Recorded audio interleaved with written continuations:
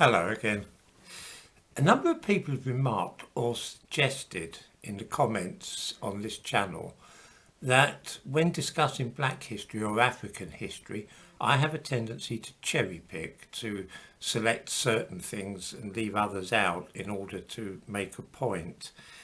I mean, this is a fair criticism, although I have to say that that's really what history consists of, selecting some facts and discarding others in order to produce a coherent and convincing narrative. However, it's a reasonable point, so I'm going to address it today. I'm going to examine only those facts and supposed facts which people brought to my attention in the comments on the video I did about multicultural education. So all the material I'm going to be looking at today, in other words, has been chosen for me. Comments were made on that video by Craig Lewis and somebody using the name Fella George. I'm guessing that they're both black. The things that they talk about are all staples of Black History Month, and that's the time of year when teachers must all suspend disbelief and do their best to believe 6 impossible things before breakfast, like Alice in Through the Looking Glass. However, Craig Lewis said, and I quote, "Most of the contributions and ideas made by black people was either discredited or stolen. This is fact. For instance, the inventor of the light bulb you may have been taught was Thomas Edison, but this was a lie. The original inventor of the light bulb was Lewis Howard Latimer, an American inventor. I'd also recommend research on the inventor of the Big Ben in London." Okay, let's take this point by point. Okay, I don't think it was Edison that invented the electric light bulb. I've never heard this. I thought it was Joseph Swan in England who was working 10 or 20 years before Edison worked on the light bulb. Joseph Swan worked throughout the 1850s with prototype light bulbs. By 1860, he had a working model. It didn't work terribly well because it didn't have a reliable supply of electricity. But certainly by 1860, the electric light bulb had been invented. Howard Latimer, that Craig Lewis mentions, was just 12 years old at that time, so I don't think he had anything to do with it. Okay, the idea of inventing the light bulb doesn't really add up. Howard Latimer crops up a lot in Black history. Here he is.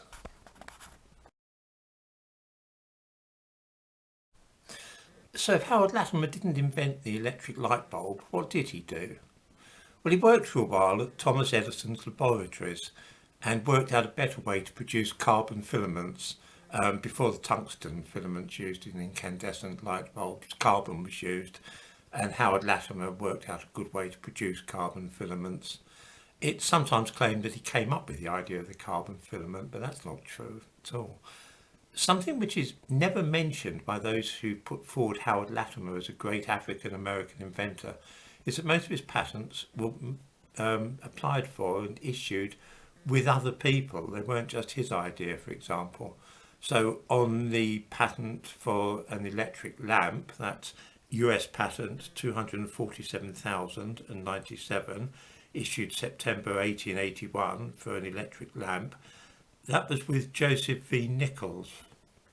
The one for the process for manufacturing carbon fibres, which is US patent 252,386, issued in January 1882, certainly bore only Latimer's name. There was nothing revolutionary about it. It was a useful method. A lot of people were producing carbon filaments at that time. It was big business. It was what you might call cutting edge technology. I know it's a bit sad that I've tracked down the actual patents here to look at, but I just want to make sure that everyone realises that what I'm saying is correct. So given those numbers, people can check up on the original patent applications themselves from the 1880s. They're all online. Okay, if he didn't invent the electric light bulb and he didn't come up with the idea of carbon filaments, but he's one of those names that always crops up in Black history, particularly during Black History Month. So you have to watch out for his name. His work is always twisted and distorted by proponents of Afrocentrism Afrocentricity, I suppose I would have to describe it as. The next point raised by Craig Lewis was the invention of Big Ben in London. And this refers to an urban myth amongst black people that the Queen Elizabeth clock tower, which is part of the Houses of Parliament in London, was actually named Big Ben after Ben Banneker, the man that made a wooden clock in the middle of the 18th century. It's complete nonsense. There's no earthly reason to suppose that it was named after Benjamin Banneker. It's more likely that it was named after the Commissioner of Works at that time. But still, okay, Benjamin Banneker can be seen here.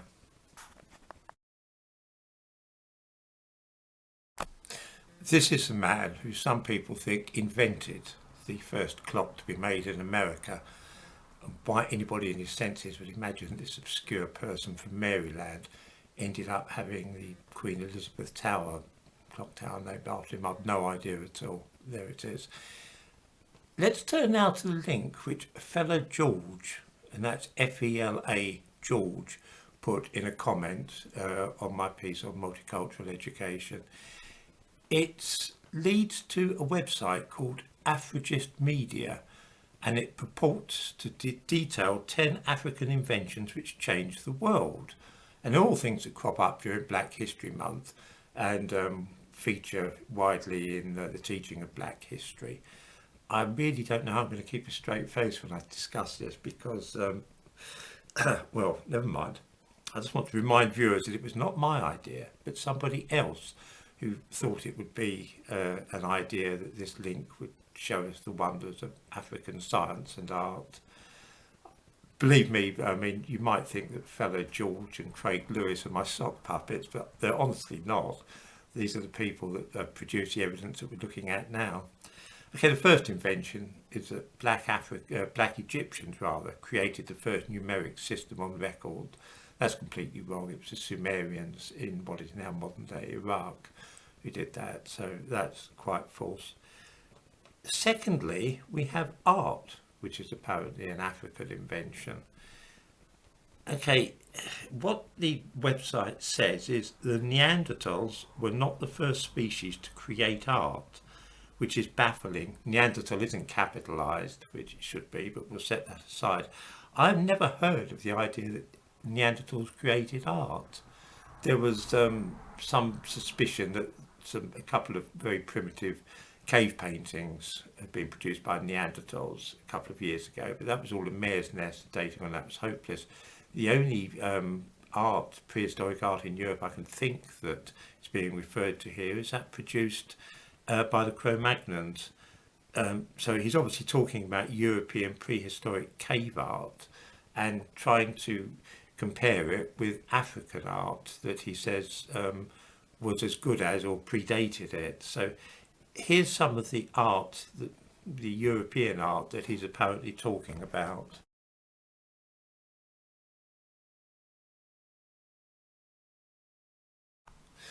Well, the claim that African art was being produced before this is backed up by a link to an article in the Guardian newspaper. That's a British newspaper, left-wing newspaper. And here's the prehistoric African art, which shows that Africa was actually leading the way in art before Europe.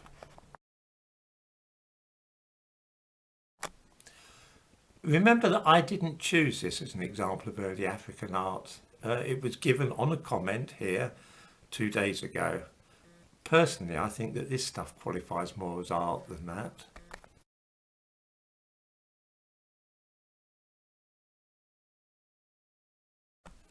The next claim is that writing originated in Africa, and in support of that we're given a quotation from a man called Clyde Winters, who is a complete lunatic. He's a man that believes that all the British monarchs were black. Specifically, he says that James I was black, James I of England. There's no earthly reason to suppose that writing originated in Africa. In fact, cuneiform in Mesopotamia, which again is modern day Iraq, is the first writing we know of, followed closely by the Egyptian hieroglyphics. Claims 4 and 5 are that language started in Africa, which is conceivable, although by no means certain, and that black Egyptians invented medicine, and that really depends how you define medicine. But yes, it's true that the ancient Egyptians did have medical training, and that there was a tradition of medicine there, but the same goes for other countries. It didn't originate there, not at all. The next claim, number 6, is truly bizarre and wholly false. It's that the Britain's Industrial Revolution would never have taken place if people in Tanzania hadn't learnt to smelt iron. Now, I ought to explain that he also mentions that they first produced steel. Steel is an alloy, of course, of iron, with a very small percentage of carbon added to it. Iron smelting, the production of steel, certainly arose in Africa, but they arose independently in Africa as they did in Europe. It wasn't the case that the Africans began smelting iron and that the technique spread from there to Europe. The production of iron started spontaneously in both areas. In fact, the African Iron Age began after the European Iron Age. He mentions in this link that the people in Tanzania, the Bantus, were producing steel 2,500 years ago, which is probably true. But then 1,000 years before that, steel was being produced in Anatolia by the Hittites. So it's not really, there's no causal connection at all between the work of the Bantus 500 BC and the British Industrial Revolution. And I can't really make any sense of that claim. I'll give one more example from this site, which again, as I say, just to remind people, was given in a link by someone that was trying to tell me about black history and black science. Phones. What, you didn't know that mobile telephones were invented in Africa? Well, that's not actually what is claimed. It's merely that a lot of the minerals used, for example, cobalt, are mined in Central Africa, which is perfectly true. He mentions in this website the Democratic Republic of the Congo, which is not a very good advertisement for Africa, I have to say. Apart from anything else, this isn't an invention. It just happens that the cobalt is there, ready to be mined. It's no credit to the Africans that it's found there. The Democratic Republic of Congo is the country with an estimated 250,000 pygmy slaves. So rather than toppling statues, we could take up the cause of the pygmies. I might mention that they're not only enslaved, they were eaten by a lot of the Bantus in Congo. And that's recently, I'm talking in the last few decades. I'm not a great fan of Wikipedia, but if you look at the Wikipedia article on African pygmies, it will give you a few links and a few guidelines to the enslavement and eating of pygmies in the Democratic Republic of the Congo. It's not the country in Africa I would personally have chosen to draw attention to. All the things that I've covered here have been what people in the comments have suggested as instances of black history, and they're precisely the sort of garbled nonsense which provides a staple diet for schools during Black History Month. It's scary, really, to think that this sort of rubbish is being fobbed off in schools as history, but there we are.